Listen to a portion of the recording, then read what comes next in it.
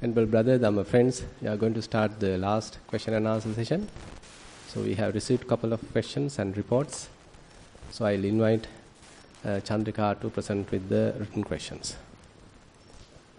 Avasara Bhante, we have received 5 reports today. Report number 1, Most Venerable Bhante, sitting meditation. When I started the meditation, it was very silent. I felt few body sensations.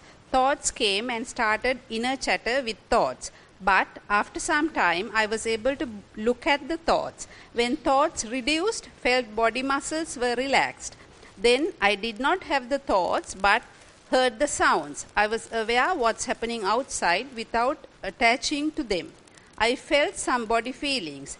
As you advised, I didn't focus on them and looked at what's happening in the mind. Mind is calm and quiet. I can stay any time like that. I thought to get up from meditation. Then I thought I can stay long time. Why should I get up with that thought? Eyes were open. This is one of that sessions. Sorry, time is 1 hour of that session. Day-to-day experience. Last few days I was busy. When I came here, I felt tired and sleepy. First night, I slept a long time. Even daytime, I feel sleepy. Last night, after doing a meditation session, that tiredness and sleepiness went away. I was fully awake. After that, I went to bed. Today morning, I woke up around 2:30 a.m. and I couldn't sleep at all after that. When I was in busy schedules, I realized I can understand more about dukkha nature rather than having sharp mindfulness. That understanding helps me to go forward in the path. Theruvan Saranai. I feel nothing much to add. So basically, this is good. So as you know that when we are engaged with so many activities, particularly the work environment, may be stressful, may be demanding, and produce some sort of a friction in the mind. So the meditation helps us to completely release it, again calm down, relax. So all that is necessary in a way. So we have to go to work also, get involved with some kind of activity, and we need to see whether mind is resistant to that. Resistance in the sense that kind of resilience is there. So even though certain friction is there, stress is there, can I manage it without much trouble? At the beginning it may be difficult because people are talking and a lot of burdens are there, responsibilities are there, you have to react, you have to act, many things are there, so it is disturbing. But anyway, once come back home, or as we do here, participate in the retreat, so you are relaxing the whole thing, releasing the whole tensions, and again calming down everything. And so basically later you may understand even such stressful situations still you can manage without much trouble. So this is how that we have to in a way practice. So it doesn't mean that we always avoid the audience, we always avoid the others, and always looking for the seclusion, kind of a privacy, not to get disturbed. So that is also going to one extreme. So then the seasoning may not happen.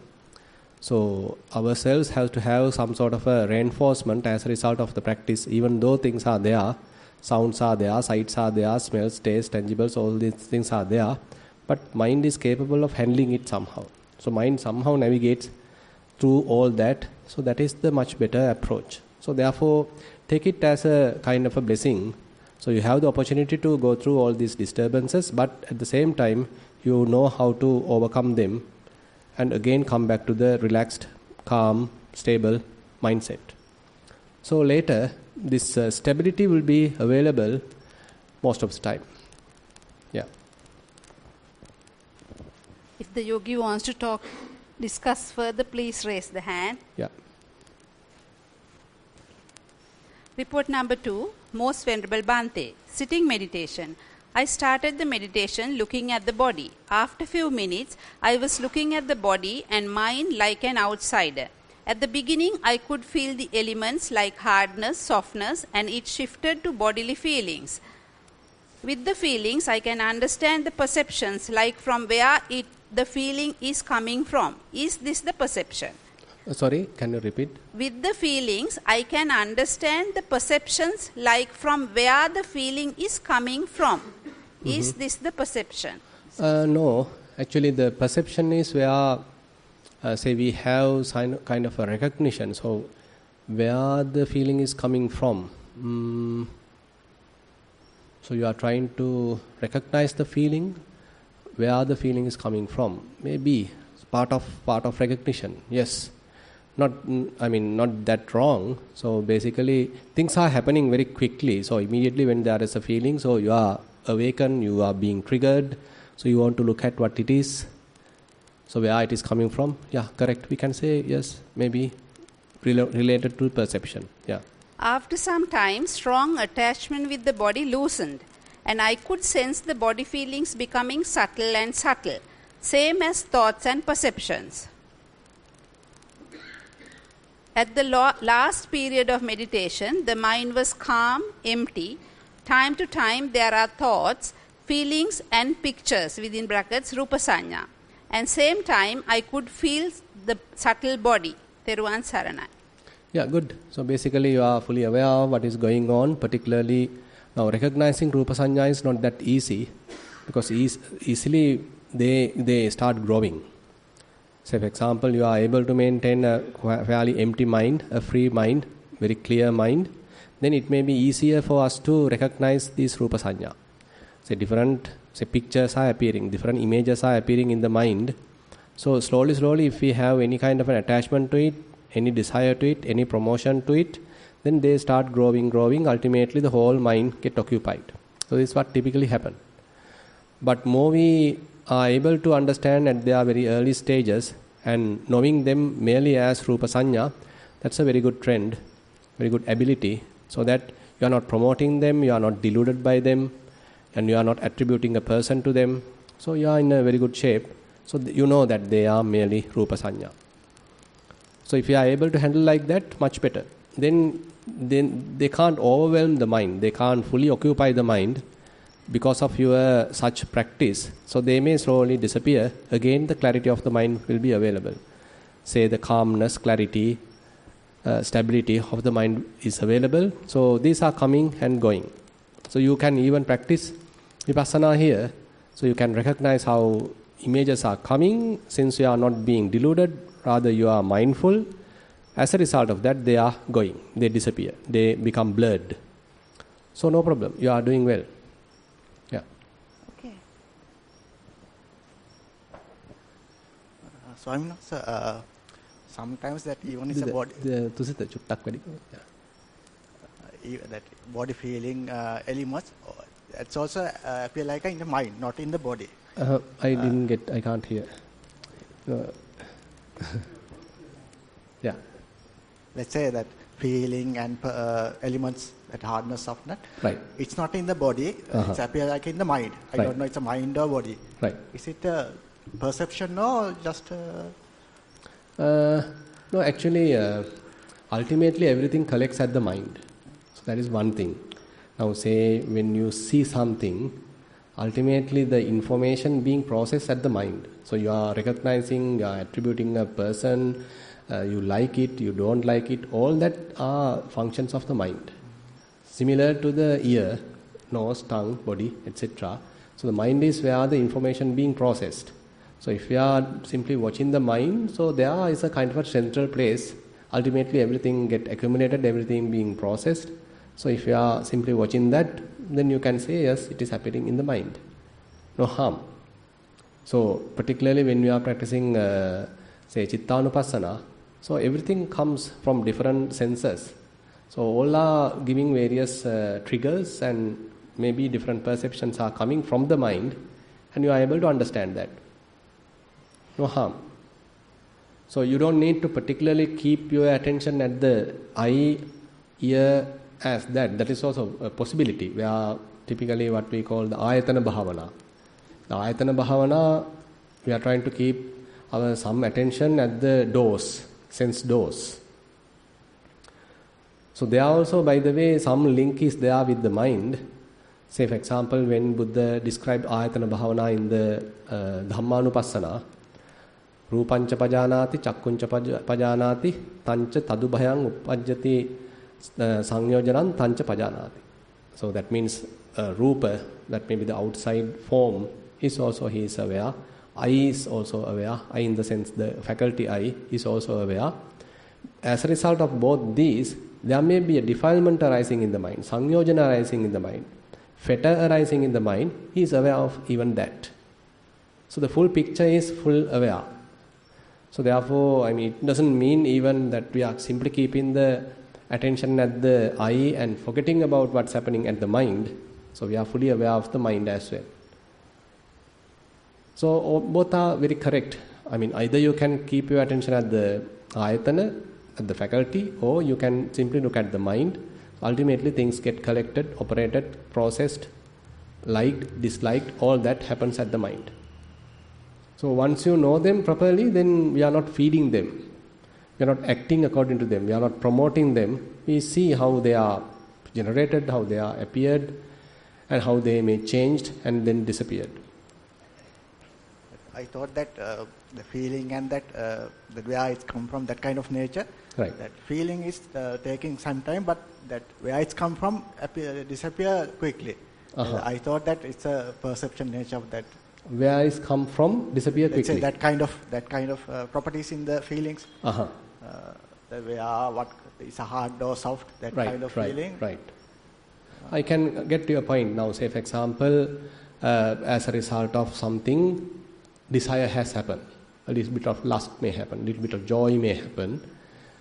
But the object, what you have seen is not anymore, but the desire is still available in the mind. May be possible. So if you are not promoting it, that also may fade away, die out. So there is a possibility. Yes.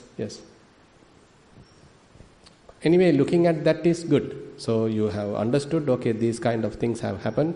We are fully aware as a outsider. So these are certain maybe emotions, thoughts, feelings.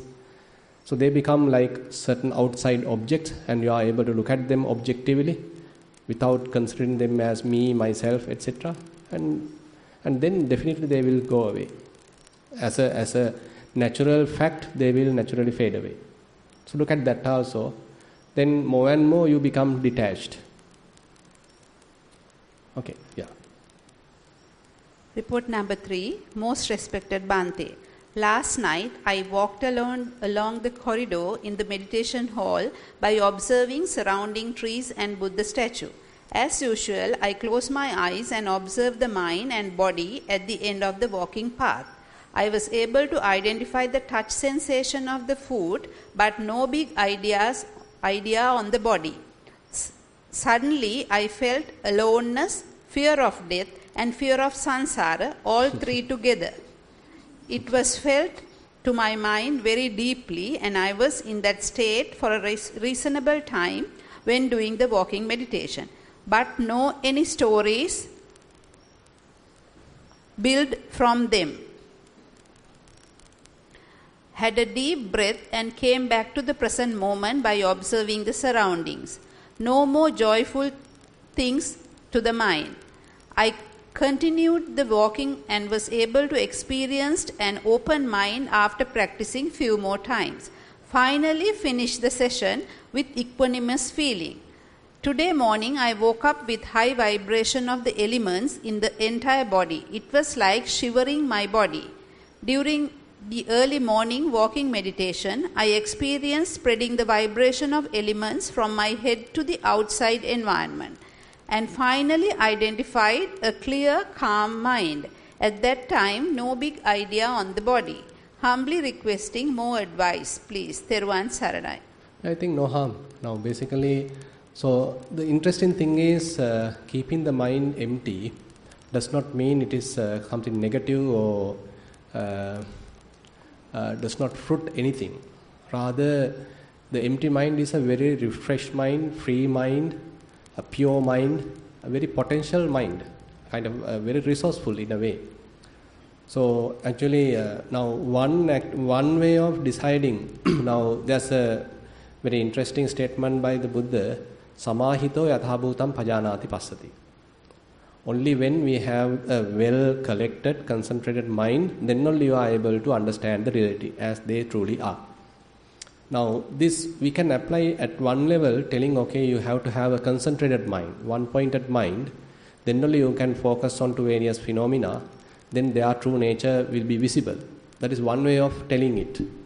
But more than that, now when you are keeping your mind completely empty, that means another type of samadhi is there. This samadhi is not you are concentrating or limiting your attention to a particular phenomena, rather you are fully aware at the present moment with a complete openness. And on such situation, lot of potential is there in the mind, so whatever going on, you quickly recognize. So there's a kind of instantaneous kind of understanding would arise. So therefore, so merely keeping our empty nature of the mind, keeping it for a long time, produces a lot of insights actually, because mind is kind of a resting. There is no any friction in the mind, there is no tension in the mind. It is really taking a rest with full potential. So when something is going on, immediately it will understand, okay, this is the result, or this is the answer, or this is how it happens. So it's very, very intuitive kind of awareness is there. Intuition is at its full strength. So like you said, recognizing the sansaric issues, so nature and how vulnerable we are or something like that, obvious, definitely it can happen. No need to discourage it, let it happen, but we are doing something for that now. So it is not we are fully ignorant about it, now we know, okay, this kind of a nature is there, but I am working on that now. And on the other hand, so this sometimes called, I can't say this is exactly the Bahidupatthana Jnana, so there is probably you have heard about later on, actually there are different Vipassana knowledges have come to the picture. Like in the Visuddhimagga, different Vipassana knowledges are explained. One thing is called Bhaya Jnana or Bahidupatthana Jnana, where you see so typically it is explained like all the phenomena, all the conditioned phenomena are inconstantly, or rather how to say, without having any pause, continuously destructing, continuously destroying. By seeing it, you may get kind of a fear. Now here also something similar, say you are keeping the mind empty and insights may arise telling you the danger and the fear may arise. Very similar. But on the other hand, we need to understand there may be still a person to be fearful. So that's the other side. So who is there to be fearful? Isn't it? So there is still a person, that's why we feel fear. So fear is in a way a fetter. Fear is in a way one part of anger. Typically it is mentioned like that. So if we are completely out of anger and lust, there can't be any fear. So that's why it is mentioned typically the non-returners only are free from fear. Non-returners, arahants are free from fear. But before that, all the other nobles, including the typical putujjanas, all are with fear. They can have fear. But we can understand how fear is happening. So we are making a person and that person is at a risk kind of a situation. So like that, this personal involvement may produce fear. But if you are able to detach from that and disengage, then there won't be much fear.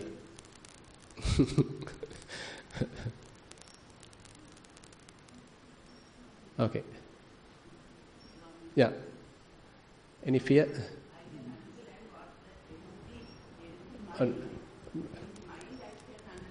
Right.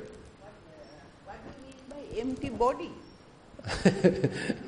Empty mind, you can understand what you mean by empty body. I have experienced that. Right. But empty body, you always mention that word. So one thing is when we are keeping our mind, so kind of mind's eye, so you are looking at things, you are perceiving things, and typically, so when we are not meditating, we perceive this body as something solid, something unique, and something very solid, stable, compact thing. But say when you are practicing, so that compactness, that Gana Sanya will dissolve and then nothing is there. So very much like it becomes type of an emptiness, empty body, nothing substantial. It is, even though we consider it is touchable and all, things are there, but once you close your eyes and as you develop Vipassana, so then you pay attention to the body, you can't find out its demarcations and boundaries and some solid form, almost like gone, disappeared. So then almost like you feel there is no body like. Yeah. And another way of looking at it is now say you are walking. Say while walking, it's very much like the wind is blowing through you. There is no solid thing to hit the wind, but it's very much like it's going through the body. Now, even though, basically now through the science also, this is very much like accepted. So typically we consider this body is something very solid, but it is not. Even though we feel it like that, but they proved that it is with lot of pores. It's a porous body what we have, even though we feel it like very solid, with lot of holes and pores and etc. But we only feel it like a solid, compact body. Yeah. Report number 4, Most Venerable Bhante. Yesterday's sermon on Vedana was so good. I need to clarify few things. First, I will specify the sitting meditation based on Vedana. Since I had the breakfast early, I noticed how I was getting a gastritis pain. It occurred from the stomach and was moving upwards towards the chest and jaw. I watched it objectively without intervening. Throughout the sitting, I was observing the pain, but there was only a physical pain, no mental pain. Also, I would like to know, Bhante, up to Vedana, even the Arahants feels it.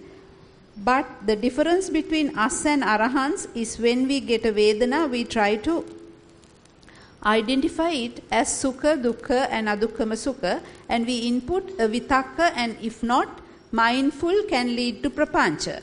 As yogis, what we need to do is when we identify a Sukha Vedana and very quickly a liking arises, same way when a Dukkha Vedana arises, very quickly a disliking arises. So as we practice, we need to let go of liking and disliking. But when a Adukkama Sukha Vedana arises, while practicing Sakmana, we are just supposed to be aware of it. Please advise me, Bhante.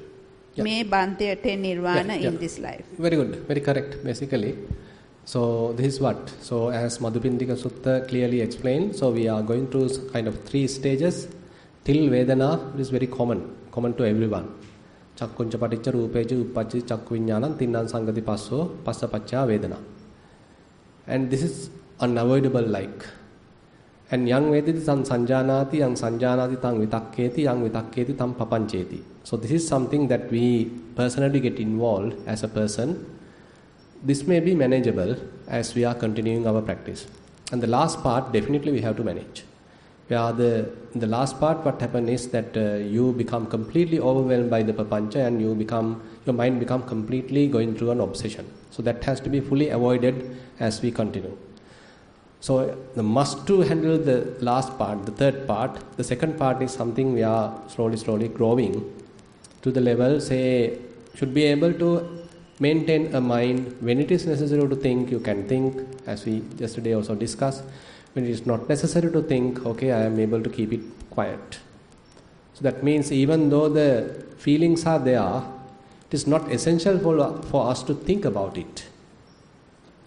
Now, yang vedati tan sanjanati, yang sanjanati tan vitakketi is there, no? So tan vitakketi, that tan vitakketi part also we can manage, should manage in a way. So those are the areas actually we need to, refine ourselves, progress in our practice. So am I able to still feel things? You definitely will feel things, but keeping the mind quiet. Now probably you have heard about, I think even in the morning I have mentioned this. So say for example in the Digha Nikaya Sakkapanya Sutta, so Buddha is giving a complete description of how to manage prapancha using the criteria based on the Vedana. And he mentioned there are two types of Vedana. So one is basically should be associate, and the other one should be not associate. It has to be abandoned. So the criterion that how to decide it is depending on whether when we are going through a certain Vedana, any feeling, if it is producing some kind of a wholesomeness in our mind and reducing unwholesome qualities in the mind, then you better associate it. If not, if when we are going through any kind of a feeling, if the wholesomeness of the mind deteriorates and the unwholesome side improves, then you better avoid it. So this is the criteria. Now after mentioning that, so this is common to Sukha, Dukkha, Upekha, all three. So therefore it is not that Buddha prohibits us in going through the pleasurable feelings. There may be pleasurable feelings, pleasant feelings. Those may be useful and produce some kind of a, say, positive atmosphere and wholesome side of the mind being promoted. Then you can even continue that pleasant feeling. Similarly, the painful feeling. There may be painful feelings while going through that. Even though it is painful, still it's produced some kind of a potential in the mind, maybe very the wisdom side is growing, etc. Now say you are practicing Vipassana. You are going through some pain, but you are observing it. Say you are keeping your eye there, attention there, and you are observing it, and fair amount of energy, fair amount of, say, wisdom being grown because of that observation, but it's a painful feeling. You have to endure it because seeing the advantage. So likewise the neutral feeling as well. Now after explaining like that, then Buddha particularly mentioned, now even here, assume that there is a pleasant feeling, now you understood it is producing wholesomeness, so you allowed it, promoted it. And there, the situation of the mind, when it is with vitakka and which it is without vitakka, which one is better? Without vitakka. So that is Buddha pointing out, okay, even the pleasant feeling, if you are able to maintain without vitakka, that is much better. More calm, more relaxed, more serene, that is much better. Same thing applies to dukkha, same thing applies to neutrality, neutral feelings. So therefore, if we are able to maintain that kind of a mind, even though the feelings are there, may be favorable, beneficial, okay, we go through it, but keeping the mind quiet, that may be much better. Report number 5. Theruvan Saranai Bante. Could you explain the difference between Vitikkama keles and Pariyuttana keles using the day-to-day examples? Much merit to you. How many marks will be given? So day-to-day example. So you give an example, then I will tell how. මොකක්ද explain කරන්න කියන්නේ මට මේක මතක නෑ. වීතික්කම කෙලෙස් හරි. Okay. Say assume that just after this retreat, now you are getting to a three-wheeler to go to your house. And on the way, you get onto the three-wheeler expecting, okay, he may charge only 500 rupees. But once you are getting down, he is telling, no, this is not enough. I need 700. So how are you going to react? Assume that you get really angry. And then immediately you overwhelmed by anger and you start shouting him, screaming and, trashing the guy. Okay, you should not do like this, blah, blah, blah, blah, blah. All that. This is one situation. And say he is asking 700 and you feel not happy, you feel really angry, but you didn't shout. Anyway, with some resistance, you gave 700.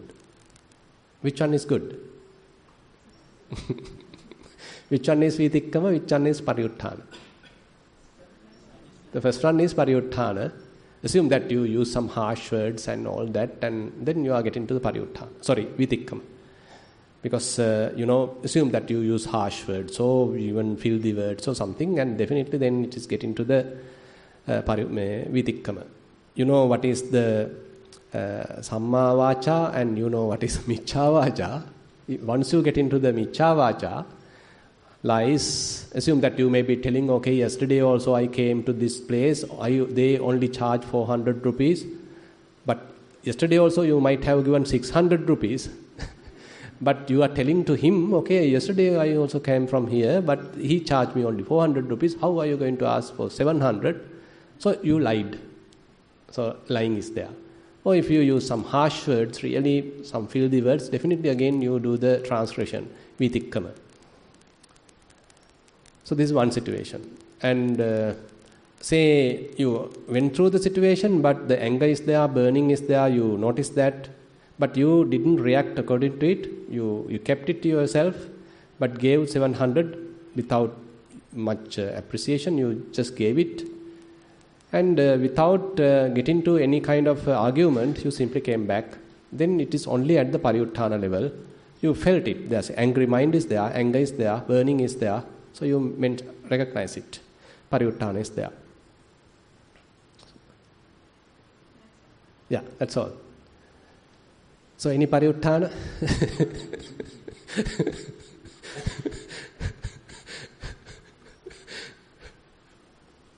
So I ask a question. So I think maybe Chandrika can answer.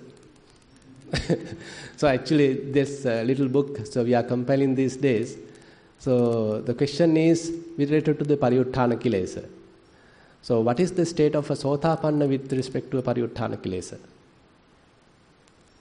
If you read the book with mindfulness, then you should be able to remember it. Did you merely read it or?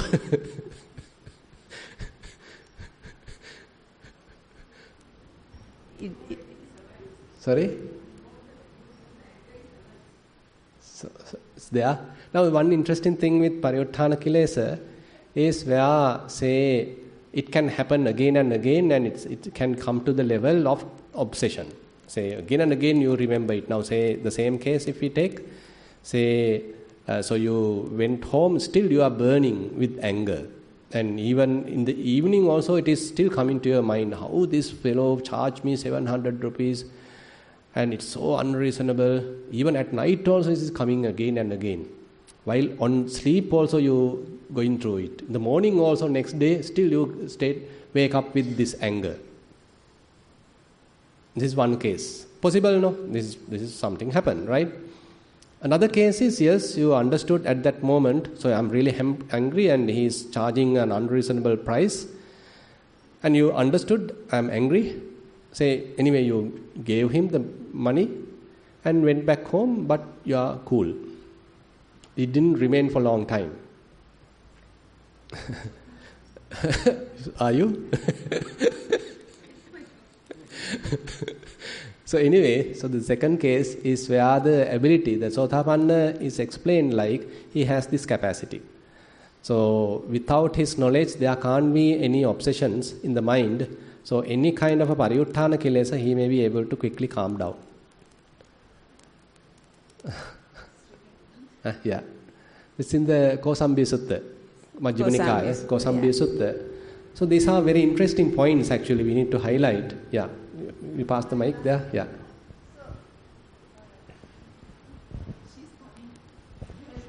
Good. No, not that book. Don't ask questions from that book. Yeah. So the sotapanna person, or sotapanna, will this obsession come again at another time? Can, but he manage it. Should be able to manage it. Doesn't say that it is gone forever. It might happen, but under his supervision, like. It may not. Now, thing is, typically, now assume that before we start our practice, what happens is, so these thoughts are coming and we start promoting them, ultimately we start crying and we start arguing and all that happens, no? So, we have no control at all, they completely overwhelm us. Now, another situation is, they are coming and still burning, but I can manage it, I can handle it. So it may not go to the vitikkama level. And it is not, even at another time it is coming, but maybe at less intensity. So likewise, and later it will totally disappear. You forget it. So likewise, now it may be gradually, fading away. How quickly we are able to abandon it. So that depends on our practice. So it does not come up to like the word level or Maybe. the action level. But it also can't say like that. Now, say for example, there may be occasions that you have to react. So, if it is a really unreasonable price, say he is asking 5,000 rupees, then are you going to afford it? Are you going to give it? Maybe you have to say, no, I am sorry, this is not the price. You may be able to talk in a proper way or something like that under certain amount of control, and even sometimes you might even blame. So it depends on the situation. We can't say that every time that we keep the mouth shut because I want to be a sotapanna.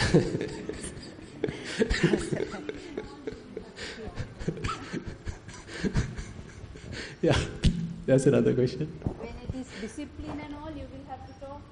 Sorry, with the discipline and all? If it is with regard to some disciplinary thing, you Yeah. have to talk. Definitely. Now that's why, now say for example, so various monks come into the Buddha with different matters, different issues. It is not that every time Buddha keep quiet. He blasted the monks sometimes. I mean, you can look at the Vinaya Pitaka, huge blasting is there. So don't think this he is acting with merely every time with Mahakaruna. This is the type of Mahakaruna. So we have to tame the guy. So I mean, if we simply fondle him, then he will never come to the the correct track.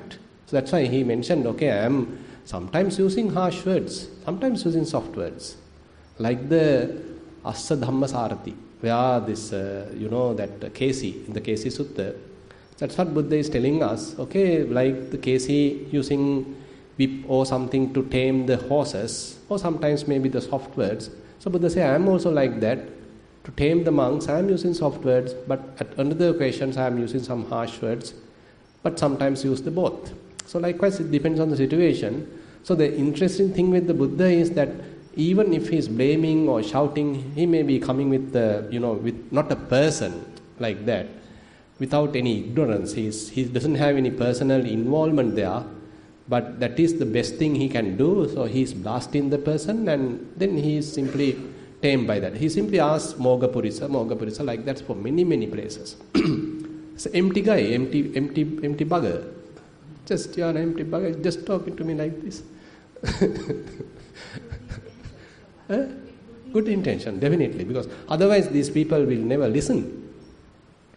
So therefore it is not that Vitikkama Kilesa is not that we are trying to become completely dumb and not reacting at all, something like that. Makes the person inactive. Rather wisely he may act accordingly.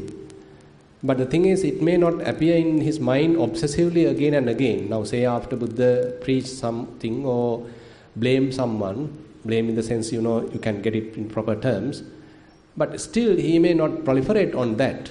He may not regret about that.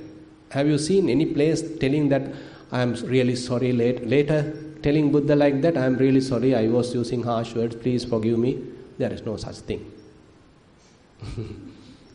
He did it right, that's it. So the monk is tamed, that's it. There are no regrets. So that's the difference. So in our case, probably we get angry and blame the person, and then later we feel not happy, and then, okay, I'm sorry. So that is there, we go wrong sometimes. But if we are really properly handling things, then there may be a situation that you have to sternly mention the thing, so you do it, and then no regrets, and you understood, okay, I did the correct thing to the occasion, no regrets, and I have no personal grudge also. Next day, next morning, okay, again you are dealing with him with the proper way, no harm. Then we are in a much better way, much better place. Yeah. So Bhante, if again on the same subject, if there are people who directly don't do anything to us but annoy us, kind of thing, that their actions annoy us. Okay, so then, like let's say daily, hypothetically daily, if like a Sotapanna person will always know what the feeling is wrong. Right. But when will it like stop at when you're a Rahat or something? Sorry?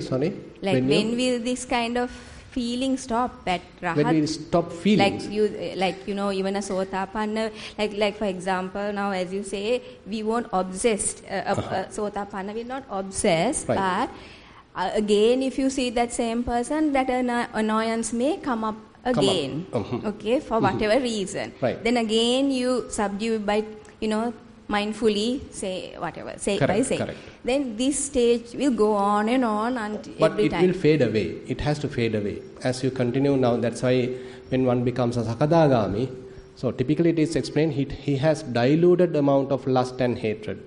When compared the sotapanna state and the sakadagami state, so the sotapanna he is still with lust and hatred, but sakadagami is a very low amount of lust and hatred.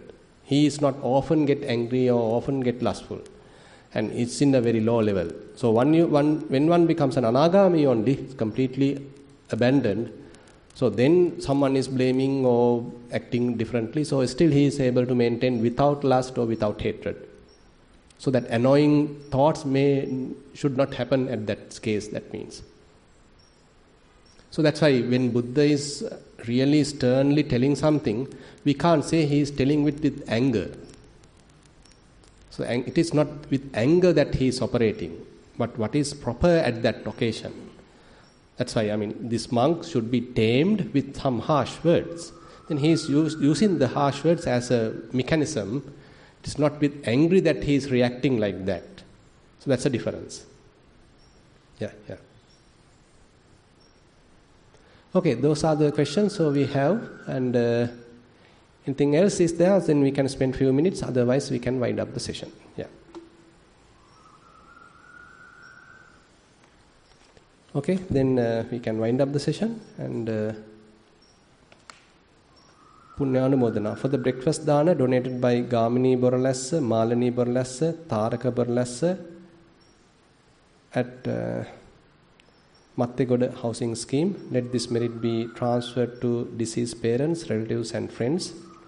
And then lunch dana by Priya and Priyanti Gunawardana. May we share the merits with the parents of both parties, relatives and friends who passed away and seeking merits. For the blessings of the Venerable Bhante who guides us. For the blessings to the son and other relatives, friends, as well as for all yogis attending to the meditation retreat. So those are the sharing of merits we have received, and with that note, so we can complete the session, and I invite Venerable Dhammalankara to conduct the sharing of merits with using the formal recitations.